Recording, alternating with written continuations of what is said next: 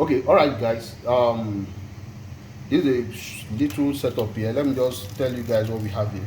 This is a normally closed contact. You can see from the symbol 1 and 2. You can see that it is closed.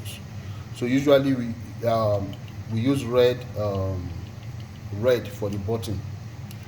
So this is it. It's a contact. This is how it works. It's a normally closed contact. You can see NC normally closed. This normally open contact, we use green for it, mostly industry standard. Look at it. This is a normally open contact. You can see the symbol that there's a little open here. So this is a normally open contact. Then I have these two bulbs here. They are both 24 volts lamps, 24 volts lamp. This one is also 24 volt lamp. So I just want to show us, in continuation of our previous class, we are taking the all these components one after the other and explaining them. So today we want to go into relay, but before we get to relay, I just want to show us the basics of all this, how it works. We've discussed normally open and normally closed extensively. I just want to show us practically how it works here. Okay, I have two connecting cables. So by way of maintaining standard, I'll use this blue as negative, or my 0 volt. I'll use this for my 24 volt positive, just to obey Ohm's law. So the first thing I will do is I will connect the positive. This does not have a polarity. It means you can connect your positive or negative anywhere. You don't have to bother about it. So I will open it up here. This is where the screw is. You open it up, you put your cable here, then you screw back.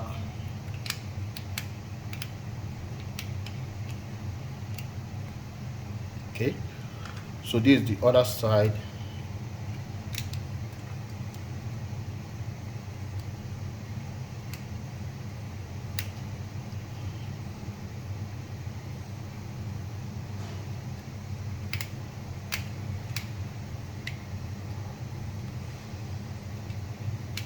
Okay, so there we go. We have it connected. So what we need to do now is, this is the power supply. We have 24 volt output here. We put the negative to the negative terminal. We just put it here. We put this one here. You can see that the bulb is up. So this is what Ohm's law is all about. There must be a difference in potential across this lamp before it closes. One, the blue cable is carrying the 0 volts. The red cable is carrying the positive 24 volts.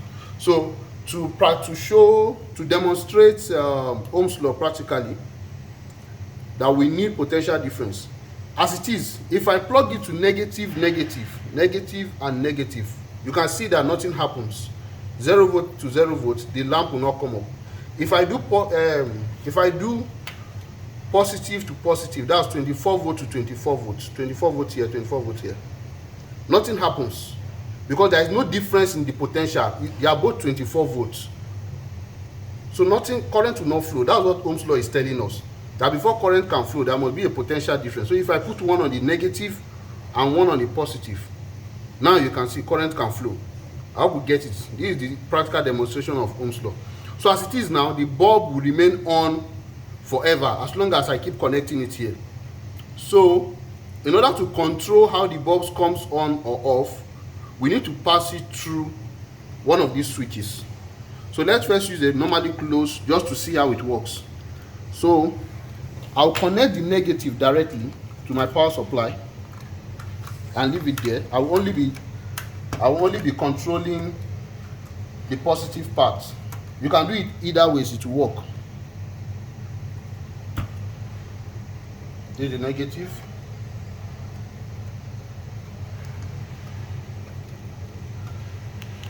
Okay, so the negative is connected here. So if I put the positive here, my lamp will come up. But I don't want it to just be like this permanently. I want you to pass it through something that can be used to control it. So let me pass it through a normally closed contact. Let us see how a normally closed contact works practically.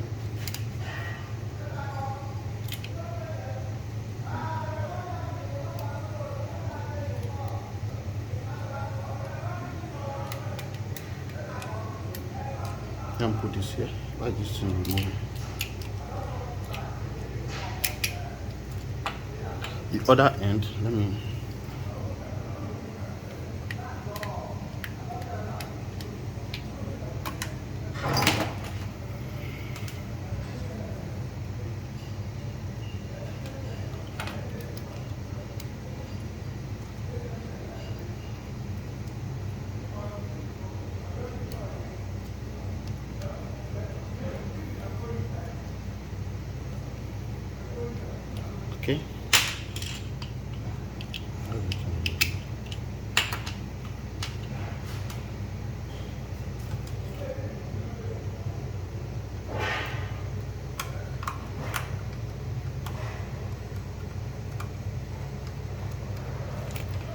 Okay, this other ends goes to the positive terminal.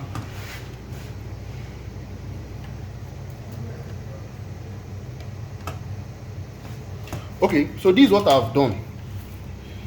The blue is the blue cable is the one that goes to my negative terminal of my power supply directly. So the red, instead of going straight to the lamp like we did initially, I pass it through this normally closed contact. Then from the normally closed contact, this is from the supply to the normally closed contact, from the other end to the lamp. But we can see that the lamp is on already. This is because this is a normally closed contact. So there is continuity already between this and this. So normally closed contact, just like we defined it initially, we allow current to flow to the load without touching it, without pressing it. That's the normally closed contact. So we need to press it to go off. When we press this normally closed contact, it becomes open. So when we press it now, it opens and this goes off. That's why they call it normally closed. The contact are closed normally in its normal position. This is not its normal position. This is in an activated position. I've activated it with my hand, so I've opened the contact here. So current flowing from the power supply will only end here. It will not continue from here to the load. So if I remove my hand, it goes back to its initial position. So it's normally closed. So in its normal position, it will allow current to flow through to the load. So let me quickly, that's how a normally closed contact works. So we act, when we activate, it goes off. So if we want to stop a process, if something is working already, I want to stop the process, when we press, it stops. So let's assume this is our machine. Our machine is already running. So these are stop button. That's why we use normally closed contact for a stop button. We want to stop the machine, we press to stop. So if you are using any contact that you want a process to be ongoing, it is when you activate the contact that the process will stop. You use a normally closed contact. So let's quickly disconnect this and connect it to a normally open contact so that we'll see the difference. We'll see how it works.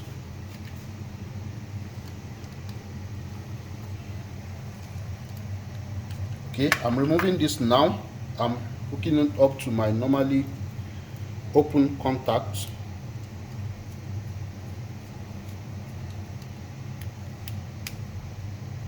Okay, this is what comes from the power supply. So this goes to the load.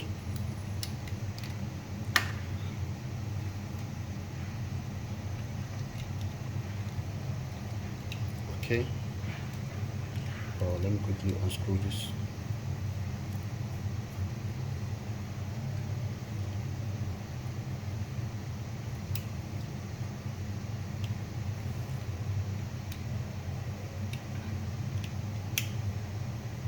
Okay, so we can see now, unlike the normally closed contacts that will already pass the current to the load in its unactivated state, normally open contact will not pass the current, because this contact, you can see the symbol here, this contact is opened. It is open here. So until we activate it, before it becomes closed, we can see the bulb is on now. So that's why they call it normally open. In its normal state, unactivated state, it is open. It will not allow current coming here to flow down to the load. So but when you activate it now, it closes and allow current to flow. So if you have any process that you want to activate, you want something to happen before the process can start, use a normally open contact. For example, on our machine, we want to press the start button before the machine can start running. So our start button is a normally open contact. So this is it. When I press this, it comes up. When I press it, an alarm comes up. This load can be anything. I'm just using this indicator to show us so that we can visualize it. So you can see what's happening within here. The current flowing from the power supply ends here, but as soon as you press this contact, it closes the contact so that it passes to this other cable that goes to the load. So you can see. For example, if you are driving in your car and you want to press the horn, maybe something happens, you have to press before the horn comes up. So this can also be like the horn. So it's a normally open contact on your dashboard. When you press it, this comes up.